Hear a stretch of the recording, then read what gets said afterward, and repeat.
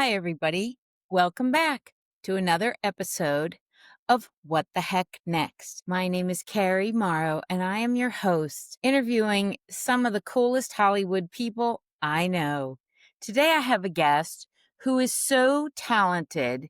He is a sketch artist. We refer to him in Hollywood as a storyboard artist.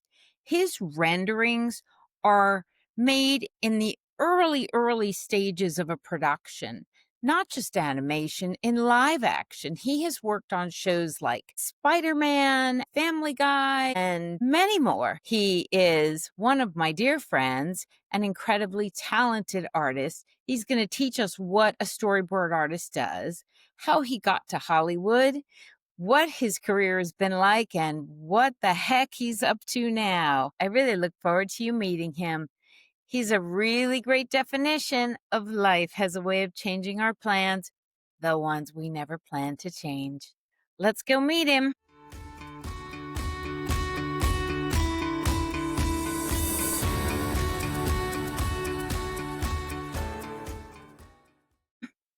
Welcome back to another episode of my podcast, What the Heck Next?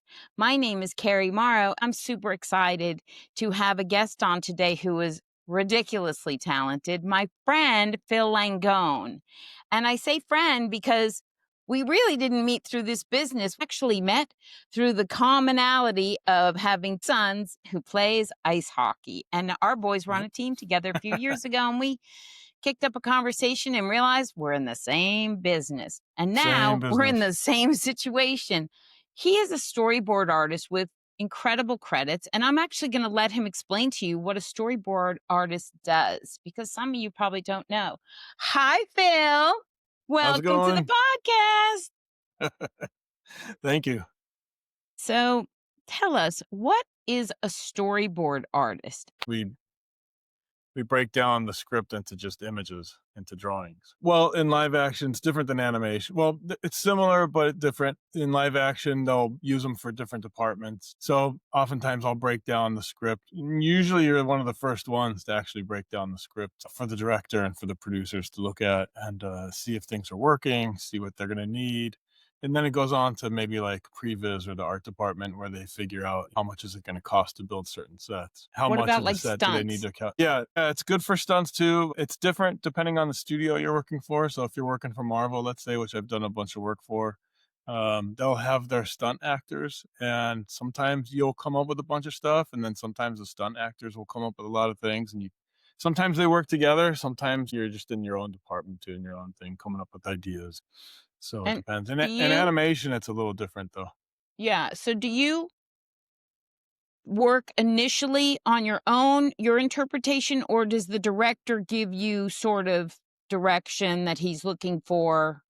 Or you do start with a studio before the director even chimes in? Depends on the scenes. It depends on the director. It depends on the film. If you're working in animation, currently I'm at Illumination, doing animation boards. So they kind of gave me a choice. Did I want to do just straight up boarding from a script, or did I want to work on something where there is you're writing in your drawings at the same time that the writer is writing with words. So you're coming up with a bunch of ideas. How does this character interact with these other characters? What weapons are they using? What are they not using? What objects? Like what's going to happen in the story when there's really nothing yet written. So when I was working on Marvel, I worked on the 3 Tom Holland Spider-Man movies, and that was a great experience. But each one was a little bit different. So the first one had a full script. The second one, I had like a half a page of script to work with for the entire time I was there. And then the third one, there was no script for me to work with. The director would come up with ideas, and they were always writing in the background. So it's not like they weren't writing a script. They had ideas that weren't written yet. So they wanted you to just kind of flesh them out and see what you could come up with. You're during pre-production, or do you continue throughout the production, or it just depends? In live action, it's mostly pre-production. Sometimes they'll keep you on while they're shooting. Again, the first Spider-Man movie, I ended up on set drawing. There were some shots there. There's one specific shot I remember, which was fun. It's Tom Holland and the other actor played Vulture. They were on opposite sides of this warehouse, and they were going to be shooting the scene where they're confronting each other. They set me up in this spot where I was literally like a foot outside the camera Wow. action. So when I watch the film now, I go, oh, I'm just literally like right. I'm like, here's the camera that we're looking at right now, and I was like right here. And that happened a few times. There was another scene at the end of that movie where they have the whole beach battle at the end, and there was the green screen and all that. And at one point, they set me up. I was literally behind the green screen drawing, and I could sort of see the light of the fire in the beach that they had going. So it's such a fun experience doing things like that. Did you But start? I mean, like, what? Obviously, you had talent as a kid, so you knew that you could draw. I just like to draw. I just drew all the time. You go to Nobody school really. to be a storyboard artist? I got into CalArts in 1989, but I didn't go because I didn't have the money. It was all relative to the time periods, and so we didn't really have the money to pay for a big art school. So I ended up going to junior college for 3 years, and then I got into UCLA and did the art program there for 2 years. And I did the animation program as an elective. So I got to make an animated short film. Then I got a job at Warner Brothers. I got to work on as a trainee and then as a full employee, Space Jam and Quest for Camelot, then Iron Giant. So I was on Yeah. Iron Giant Wow. for about a year. Yeah. And you worked So, TV first? Is that it's all uh, Family Guy no, it and was no, Batman? I was doing feature animation first, and then part of the discussion that you and I are going to have today is about what's going on in the business. And I've been in it long enough now, almost 30 years, where I've seen a couple of times when the bottom has dropped out. This time is really bad, but the first time was when it didn't affect live action as much. Animation went from hand drawn animation to digital. You saw it coming, but I always loved hand drawn and drawing, so I didn't really quite prepare for it. And I didn't really have the skill at the time to even prepare for it. And when it did switch, some of the films like Iron Giant didn't make any money, and a couple of Disney films weren't making money. So they kind of switched overnight to like digital because Pixar was killing it, right? So so at that point, my hand drawn animation career was kind of going to go up in smoke, and it was time to think about other paths within the business. And the thing that I was already interested in was storyboarding. I had started learning about boarding. It took me a few years to get good enough at it where I could get jobs. And I actually kind of left, we actually physically left Los Angeles at one point and lived in Ireland for a couple of years, where I actually started storyboarding there professionally. So that was What was there that you could do that on? commercials. They did a lot of commercial work. I did a lot of Heineken commercials, potato chips.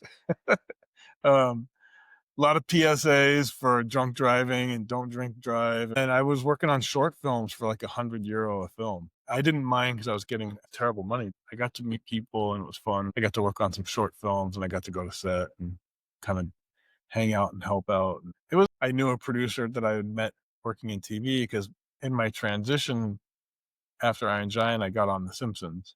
I was on that for 2 years. Some people love TV animation. They're really good at it. I just felt kind of trapped. But I did meet people there. And one of the producers I met, she ended up on Family Guy. And when they were spooling up again for the second go around, I was able to get onto that show. I did a test in Ireland, and then they gave me the job, and we literally moved back within like less than a month. I worked there for 3 years. I always wanted to go back into live action. When you do TV animation, are you in an office? Or you work at home? Or you work on it like, is it you get this scene and he gets this scene? TV animation machine more than the other forms. When I was doing it, you're in a cubicle and they give you a sequence. So it's a 3 act structure, obviously. So you get your act like 10 to 12 pages, and then you board that for about 4 to 5 weeks. Turn it in. The day you turn it in, you go to lunch, you come back, there's another script sitting on your desk ready to go. Sausage Factory. Yeah. The upside of that is you learn a lot about boarding and you get a lot of opportunity to board and you're just constantly boarding. The downside is it's tiring. And depending on the scenes that you're doing, then you'll be working on a show. Let's say it's a team show or so. The more characters you have, the longer it takes to do everything. And you got to service every character. Every character needs a reaction shot. You need your over the shoulders, you need your actions. The action stuff could be though some writers will really write out a lot of detail so you kind of know exactly what you have to do. And some writers will just be kind of vague because they don't know and they expect you to come up with a bunch of stuff. Is TV animation still done by hand? Yeah, but everything's done on a Cintiq now. So right here I have my you can see Which I is have what? It's like a a Cintiq here. computer. It's just a big computer screen that you can draw on. Oh, wow. So we all draw on these tablets now. Upload it and send it to wherever? Is that how it Yeah, goes? yeah. I make PDFs and then I'll send off the JPEG so they can take the JPEGs and put them into Premiere and edit them or Avid or whatever. And then they'll put together animatics or they'll put it into the timeline so the director can see if things are working. What was your best TV experience? My best TV experience? Yeah. Family Guy was pretty fun until I started getting kind of antsy and a little burned out on it. Because that stuff was funny. You get to go to the table reads, at least back then. It's changed a little bit since then. Like I prefer to work from home. So now nobody even asks me now. They just an assumption, especially in live action. Illumination also is a studio that people, they have artists all over the world. You based out of? They're American company? Yeah, they're based out of Illumination, but their main studio, Santa Monica. Um, Illumination is in Santa Monica. Yeah, and but their main studio is in Paris, so where they do all their animation. you work freelance for them. Yeah, basically. I mean, I work freelance for everybody now, but when I'm working on a film, it's all union jobs. So how come something like that hasn't gone completely AI digital, or is it creeping its way there, like you explained from hand to digital before? AI is still in the very early stages of what they can do. What you see right now is like all these little clips, but to try to make a full film, it's almost there, except that what AI suffers from is the same thing. There was movies like Beowulf and, the Christmas movie with the train and Tom Hanks. It's always kind of strange looking. They were playing with this idea that, oh, you can make animated films for cheaper or faster. AI is kind of functioning in the same way for producers. It's gonna fit into certain things. The problem with AI, I think some people think that you can cut corners and let AI design your stuff. And what you end up with is like really generic, really strange looking design. Even if you're doing animation, you'll see stuff where people will go, oh, look at this amazing, especially lay people. Oh, look at this amazing. It looks like Pixar. I'm like, well, why do you want it to look like Pixar? Because Pixar is already doing that. And then it doesn't look like Pixar. It looks like a knockoff. It looks strange. Right now, you're seeing these video clips of like stormtroopers and Yetis and, gorillas and all that. And you go, oh, wow, it looks amazing. They let AI write these little scripts. The people writing it might not have any talent. They just let AI write something funny about a campfire. Then they plug it into AI and then they pump out to do a stormtrooper. So already you're getting a generic output. And it might be funny, people are going to get bored really fast because they pump it out so fast that you're going to get bored really fast. And then you're going to move on to the next thing and then the next Right. thing. And then what happens with audiences, and I know this from when I was learning animation, when I was first really learning it, your eye isn't developed. So you don't see if your drawing is bad or not. You don't see if your animation is working correctly or not. But a really good animator can see all of those things and they can break it down. I got to the point eventually where I'd watch a Disney movie or something that's hand drawn and I can see individual drawings if they were working. I'll see drawings if they pop, like if it's the line that's out of place and it kind of pops. I'm like, oh, they didn't catch that. And so the average audience can do that too. It just takes them a little longer. So if you put enough AI in front of them, it might look really good initially, but pretty quickly their eyes are going to catch up to it. Every time you push it, the audiences will catch up to it. So kids Yeah. now, they've grown up with instant Right. nonstop video. Right. They watch these TikTok videos and they watch Instagram reels and they watch all this stuff. They're like these machines taking in information. I do think that there are a lot of kids who are very savvy about it and more than we were when we were that age. And when they see AI, they take it as the way we all take it, which is like it can be kind of funny sometimes. Some of these videos can be interesting. And I think they know that they can tell it's fake right away more quicker than older people can. we're starting to see that. It's Yeah, become like we're the generation of now we're getting to that age right. where they're looking at AI, and if you work in the business, you kind of know when it's AI too. But the average person who doesn't think about it all the time, they can get fooled by it. I've seen videos of kids showing their parents something, and the parent totally believes it. The kid's like, "No, that's AI. What are you doing?" Right, but you're right. I mean, how do you see it different from from my point of view, I'm the money. So I spent my life as a line producer, and now all I get calls is, "Where's the cheapest place to make this movie? Where's the Yeah, least expensive?" And by the way, Marvel went to England, so whether or not they yeah. call me, they're still saying that. Where I can lost a we job get because of that. I lost there it. you I was trying to get on the 4th Spider-Man movie, and they're like, "Yeah, if you're in London." And I was like, "Oh, really?" And I'm like, "I have an Irish passport." And they're like, "Yeah, that's great. If you were here, it'd be better." Right, because 'cause we're not bringing you, and we don't need to actually bring you anymore. Yeah, What are the structures in place in their contract with that country? I worked on Skyscraper briefly on one sequence, and then when they went to Canada with it, they had to hire Canadian artists. Whereas well, it's I worked part of on their Avengers. incentive. The more people they hire locally, the more money they get back. I was on Doomsday, on Avengers Doomsday since January. I just finished up on that one, and we were all locally based in Los Angeles pretty much. Uh, And where did they shoot that? it's all in London. All the Marvel films are being shot in London, and the Lucasfilm ones too now. So It's across the just street, they were doing the X-Wing movie, and it's so much of a bigger problem. We've talked about, "I don't have a yeah, call, I'm starting to get worried, what am I gonna do?" You know? and then the studio will say, "Oh, well, okay, we don't wanna shoot there. Now we're gonna shoot in Timbuktu somewhere." So everybody has a tax credit, so then the studios can say, "Oh, well, we're gonna go here, we're gonna go there." And so as a crew member, what do you do? Like, you can't just set up shop and say, "Okay, I'm gonna live in this place now and work for this studio and work on these films," when they're only gonna shoot, like, a few films there and then move to the next place. And Right, then what but do you do? that's right, but that's the problem. I mean, did you see, there was an article of the Wall Street Journal that said Hollywood of the South, Georgia, Atlanta, has died. It has dried up. So But I I know worked on people running to Georgia, we're gonna live in Georgia. It's over. and they bought homes. That's right. They bought And now they're homes, they got married there, they have family there. yeah, they were shooting stuff in Shreveport. They were shooting stuff in New Orleans. And then that shifted to Georgia.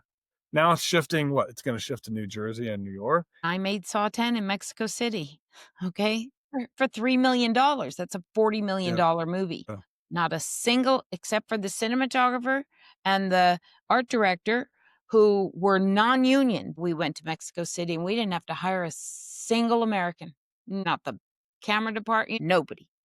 yeah. And guess what? It was a wise financial choice for the people who were paying for it, but the problem is that now productions are weighing out New Jersey to London, London to Bulgaria, Bulgaria to Romania. Hungary is another big one. I Now worked at the Saudi Arabia. They hire these production services companies in these other parts of the world, but they have producers in Mexico City. They had full staff of producers with that production services company. yeah, I was the comfort for the money guys. Like in your situation, like between the creeping AI and the international, "We don't need you anymore." I know we've spoken, like you're like, "Wow, it is so dead between productions." I think in the past few months you actually have gotten busy, or at least you've gotten a it's paycheck. I've gotten a paycheck. It's interesting because, yeah, I've worked pretty consistently since January finally. I was working 50% capacity before that, and then obviously nothing during the strikes. It was pretty bad. But there's a lot of things going on right now. We're at this weird inflection point in the business, and you don't know where it's gonna go, and the studio system has sort of changed. You realize, "Oh, it's not functioning the way it used to function," and so the mindset's changed. You hope it goes back. We'll see what happens with Skydance. I think the people that are running that genuinely love film and, animation and everything. Where did they make their productions? That'll be the thing. For animation, You have Disney still makes their stuff here mostly, but they do farm out a few things. The industry's always changing, so I don't know where it's gonna end up. The AI thing, people always talk about the AI thing. Do we know where it ends up? Nobody can predict where it's gonna end up. Well, but you know what? You're also older, and so am I, in the way that we may not be here when it ends up. Do you know it? So It this could is be the a thing. completely different business.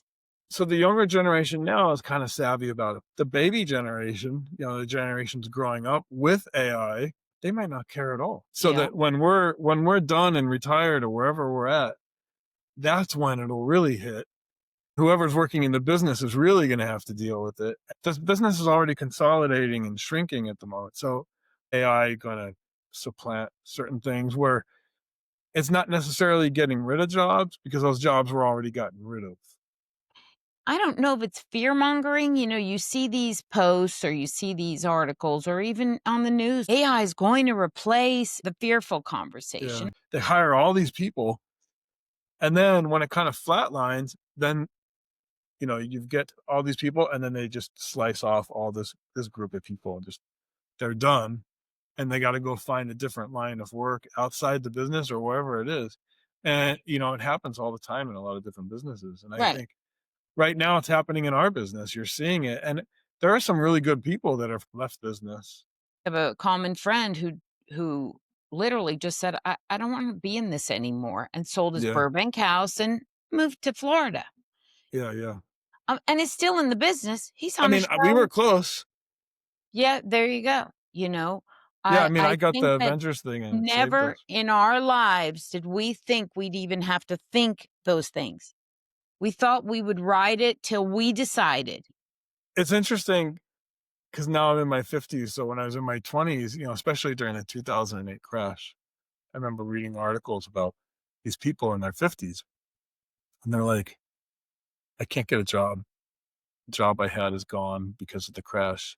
And they're going, I can't retrain. I got to pay my house payment. I got kids in school. I can't spend 2 years retraining. So you kind of end up in this really bad spot where it's like, how do you dig yourself out of that? It's fine to tell people to pull yourself up by your bootstraps. That's the saying. Well, in the meantime, you're losing everything. They're not You helping know, 50-year-olds retrain, okay? no. That's we're too young to retire, and we're too old to start a new training and career, and who wants And our you? government's making it worse because they want to push the retirement age even higher. So That's right. so some people will go from being 12 years away to being like 15 years away. And especially in this, of all the Western nations, this is probably one of the toughest ones to actually survive in long term because over a period of a career, it goes like this. And if you don't have those safety nets that help you when it goes down here, I mean, that could be the end of your career. You're cooked. Because we were freelance people, by nature, we would wait between jobs. We could hold out, but You learned how to save. the but people spent that money waiting because we didn't reevaluate going, okay, I'm spending this much on my housing and my costs. And by the way, with us, children, sports, expensive other stuff, we just were waiting. And we're still waiting. I had a conversation with somebody yesterday. I don't think that this way of life is sustainable. I watched Babylon Yeah. recently, and I hadn't seen it yet, so I watched it. I was watching it. There's that whole scene with the Brad Pitt character talking to the journalist about his career and being frustrated, and she's like, "You're gonna live forever, but your career is done. Like, it's over," because sound came in and this whole thing. We've seen it before, but even though you know the history of the business and you know that these things happen, it's still brutal as it's happening. It was interesting watching that movie after everything we've been going through and watching that character and watching how he kind of ended, and you think, I know what that feels like, especially not like was it the cortisone in your body? Yeah. It's like The you have cortisol. moments, cortisol, you'd have moments where you're sitting there at your kitchen table going, I don't know what to do. There's nothing. I've I I have think this I went conversation with so many people. I did a post that said, it's one thing to lose your career, but human nature, when you turn around and you tell a competent, successful adult, I'm sorry, no more paycheck. And by the way, no benefits. And can't process that when you have been successful your entire life. And successful doesn't, I'm not even saying dollar, like quantitatively, how much you've earned. We've gotten by. I wonder why you saw that movie Babylon. Like your career is dead, but you're still alive, which also then translates to me. I never thought of my career as a paycheck. That was just what I got. Now there's no paycheck. I haven't had a paycheck since 22. Now my friends are losing their homes, losing their marriages, losing their mind. They Yeah. definitely don't have a paycheck, and they're so sad. I know a lot of people that have left the business also. Like, I know I was working with somebody, they moved back to New Jersey to live with family, to live in their family home, their parents' home with their kids. It wasn't that long ago, we were all going to lunch together and having sushi, and then and then we go back to work and do our job, and everything was great. So when I was going through it before last January, when I was going through it for about a year and a half, I'd have moments where I go, "Oh, that film that I worked on 2 years ago, that could be the last film I'll ever have worked on." And it's and you didn't realize it at the time. Well, but And, that's what I'm talking about. I think it's what the time is. I don't think it's yeah, weird. It's not yeah, recognizable, and it certainly you cannot hold it up, to 10 years ago. I think it's Lord of the Flies. Plane's gone down yeah, and who the hell's in charge? And they're eating piggy off a yeah, stick. My mother will say, "What are you gonna do?" I don't know. What am I gonna do? Go be a flight attendant? yeah, I can't stand up for 10 hours. What are we going yeah, to do? Our paths don't really convert into something else, and yet we have to pivot. My conversation with one of the directors I interviewed, he's like, "Well, not everybody can pivot." And I go, "Well, right, if you've got tons of money, you sit here till you're dead." I mean, pivot is not an action. If I was producing, now I can go run a nursery school. The pivot isn't the occupation. It's the mentality of adjusting. Like friends of mine who are like, "I can't afford my house anymore." People are pulling money out of their mortgages. They're cashing in their retirement in their 50s. Like, that's not a plan. We don't have yeah. a plan. It's like when they went to Detroit and said, "Oh, we're not gonna make cars here anymore. Bye." I think the biggest thing, the hardest thing for everybody is the fact that we've never brought in any kind of national healthcare system. Right. That is probably the biggest thing that kills us in this country.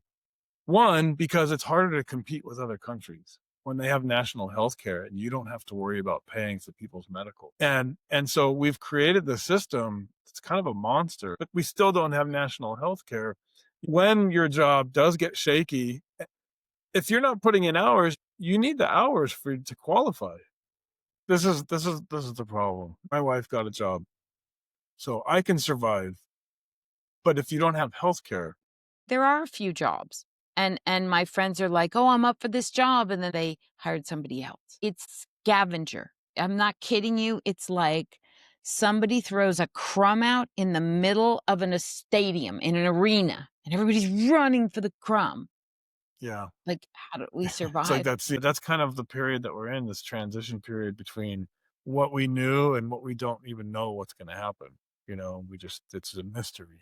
My overhead, we always kept it really low because, we Right. were in the animation business and we didn't get paid as much, so we were kind of functioning under that sort of economic standard for our personal lives, our family life. You still gotta do your house payment, you still have to make sure you have your health care, you still have to buy food for 2 kids. And then you brought up sports, and then people will say, "Well, sports is a Luxury. is a luxury item."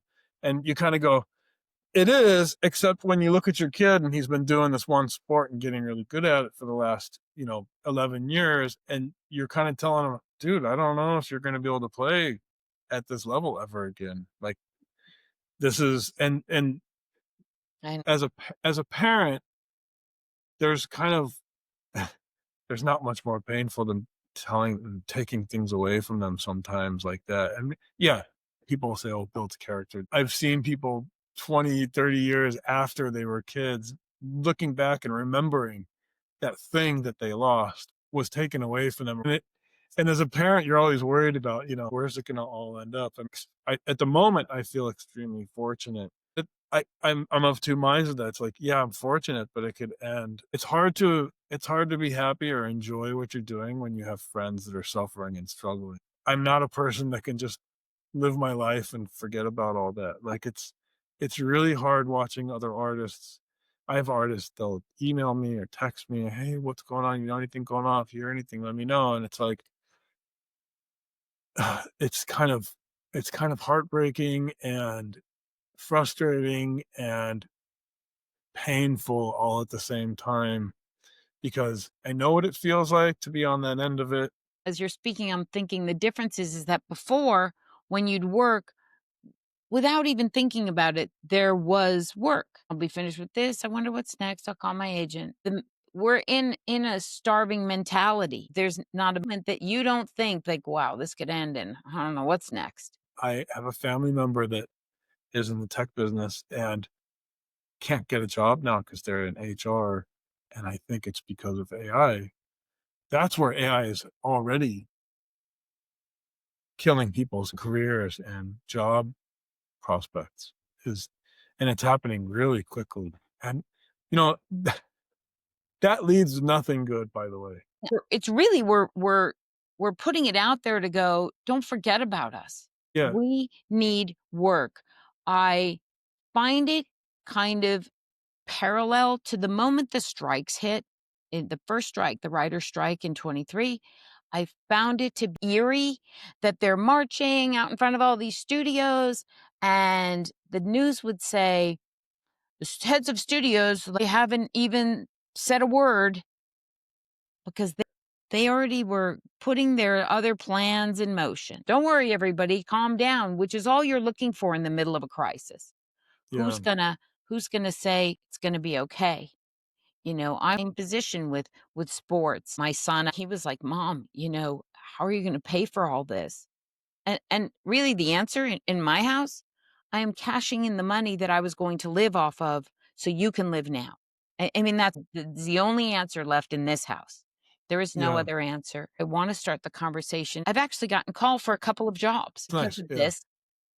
One of them I thought was, like, for sure was gonna be an LA or a US movie, and they just called me the other day and said, "What do you think of London?"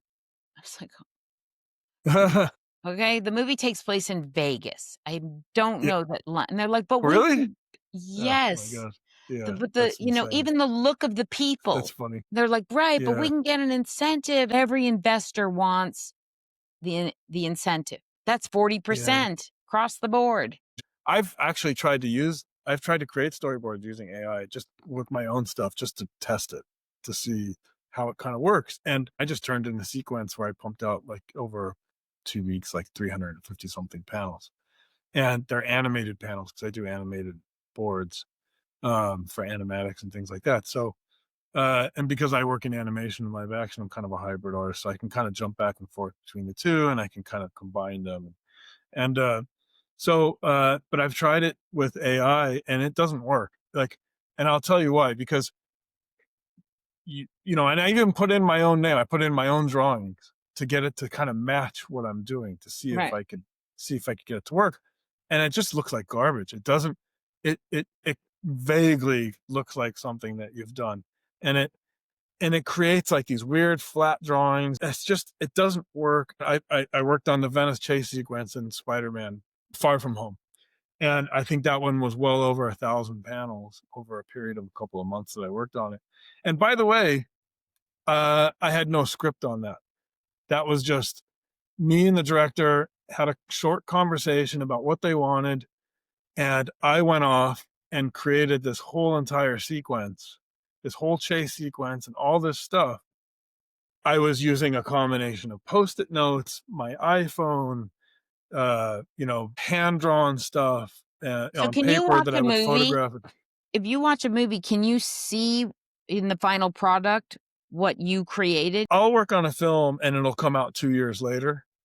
So, and it's gone through multiple departments by the time it comes. So I will see, like Thunderbolts, for instance. I watched the trailer and there's a like 75% or more of that trailer is stuff that I drew. and it kind of looks like the stuff that I drew, but some stuff will change. They'll look at it and go, "Oh, okay, this works, this doesn't work." They'll be writing the whole time, and then they'll decide, "No, actually, it's too long. We need to cut it down. Let's simplify it. Let's do this. Let's do that." So any number of things can happen from the time I draw it to the time it comes out into the theater. So actually, they brought me back on. This actually kind of saved me for a short period of time. A year and a half ago, when things were slow, is I got to work on it for another 6 weeks doing reshoot boards. A lot of that stuff actually didn't make it into the film. They'll try things and sometimes it works and sometimes it doesn't. So it Right. just depends. Animation is closer to because you're working on it, you're boarding on that thing from beginning to end a lot of times. So if you're ahead of story, you're on it from the beginning to the end.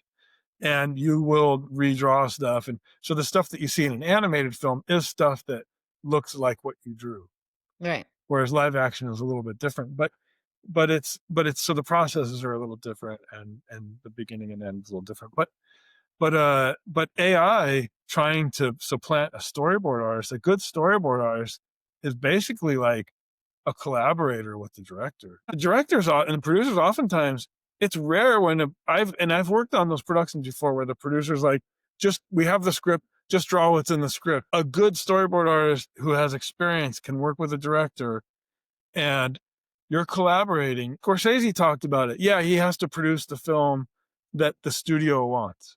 Right. But in between the lines, you're injecting your own knowledge and your own ideas and making the film better. If you just want to pump out a bunch of AI scripts, you can do that and you can create a film and great. Now you've got a widget. But if you want to create something that's original and good, AI can't do original. Right. It does what's already been made. I But do mean, you that's why worry that this do you worry that somebody up here where somebody you'll never meet and do not know could be, why do we need that person? Let's just, and like you say, the quality drops, but to them it's a bottom line. And by the but way, those their people bottom have line is dropping and they're happy. but those people have always existed in the business. So those producers have always existed. They're always going to exist. They cut corners. They look for the cheap way to do things. I'm not saying looking for the cheap way to do things is a bad thing all the time. Like, for instance, they made the movie The Creator. They made that for such a small budget in comparison to what actually got produced. Visually, it's unbelievable. Like, it's beautiful. I've worked on Skeleton Crew and I know how they do Mandalorian and all that stuff. And they've been really successful for the most part doing that stuff. And Skeleton Crew looks great. And I loved working on it. It's a fun show, so go watch it. But Lion King was the same when I worked on that and Jungle Book. They were creating their sets in the computer first and building everything in CG. That's another way of making a film. And they got pretty great results from it. But budget wise, I'm not sure if that's going to work going forward. Have you heard about verticals? Chinese model where the Chinese are coming to United States. They come with $150,000 total. They shoot for 10 days. They hire non-union crew, non-SAG actors, non-DGA, non-everything. Their industry is now rising over $10 billion just last year. I worked on an animated film that finally came out in China only.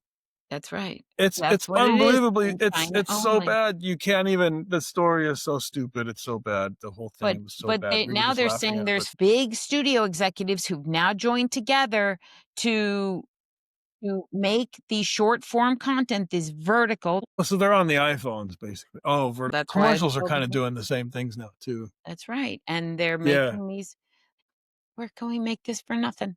Right Yeah. here to you and I. It was an art, it was a business. Hollywood was the place to be creative. The world birthed this city to be the cornerstone of everything Yeah. creative and storytelling. These are doing it here, and nobody is stopping them. It's interesting with the verticals thing. I'd say you're going to get a lot of young filmmakers who adapt to that much quicker, and they'll make a ton of those That's and they'll right, because become what's really the good biggest directors. streaming platform right now? YouTube. I'm glad it's YouTube and not TikTok. But these Chinese have a formula Yeah. because they are launching on subscription platforms. They make this content, they release little pieces, and then whoever is watching them And by the way, maybe it's just the Chinese. I don't know who watches them, but it's all in English. Maybe there's subtitles. $10 billion they made just last year. It's a They have a it's a lot of whole people. new. We need our jobs back, and we need our paychecks back, and So with the tax incentives going through, but like you were saying, you and I were talking offline, Mhm. and you were kind of saying, yeah, you can get the tax incentive. Doesn't mean you're going to actually make the film You here. listen, a lot of So people apply. It's really kind of, "Let's give it a try," is what happens. Let's see, how much can we get? The movie I was on last year got $2.5 million, low budget independent movie, and even after 2.5 million, it wasn't in their mind enough to make the movie the way they wanted it to make. If you break from the budget that you've submitted and you go off, you put in high labor rates to qualify for the California incentive, which is part of the game that you have to play. What's the incentive for a line producer? The best thing I do is get the best deal I can. What's the lowest price I can get this person for within the union rates? yeah, Well, if you're pumping up the rates for the budget to qualify for the incentive and then you go make the movie and break the code of what you put in the budget, they penalize you. You get a penalty. And then they take money out of the incentive. So then why did we make it here in the first place? I'm telling you, 2 times that same movie applied for the incentive on the budget I made, we got the incentive. Both times they gave it back. yeah, It just wouldn't support it. So look, I am out here. I'm getting a lot of recognition and I'm creating a safe place for the bold and the blindsided. For those of yeah, us who have been doing this 40 years, 1985, I drove Johnny Depp to work for $25 a day. Okay. I've done it. I know exactly how it was. And boy, I just don't recognize where it is. I don't know that it's going to come back. I know yeah. it won't ever be what I remember. I need my phone to No, ring. it's I need consolidating. everybody's phone to ring for them. I'm like you. As soon as I have a call, I will figure out every friend that needs a job. Yeah, Okay, every friend. But I'm grateful for this time, Phil. Thank you very much. I really appreciate it. You're talented. You're yeah, working, which is yeah. which is better than most, which I never thought I would ever say. I know it's crazy. I thought everything was circumstantial, and now it seems to be the norm. But Yeah, I'm grateful. Thank you for taking the time to be with me. And I have look forward to hope is what I look forward to. So yeah. It's all we can we'll do. speak soon and much luck Yeah, to your for sure. sports son and mine too, which is our common thread. Yeah. So we'll talk soon. Thanks so much for coming. Okay. Take Yeah. Thank care. you. All right. Bye. I want to thank my really wonderful guest, Phil Langone, who is so talented, and look, he's lucky he's employed, and there's many conversations to be had. We are the bold and the blindsided, like I said, because life has a way of changing our plans, the ones we never planned to change.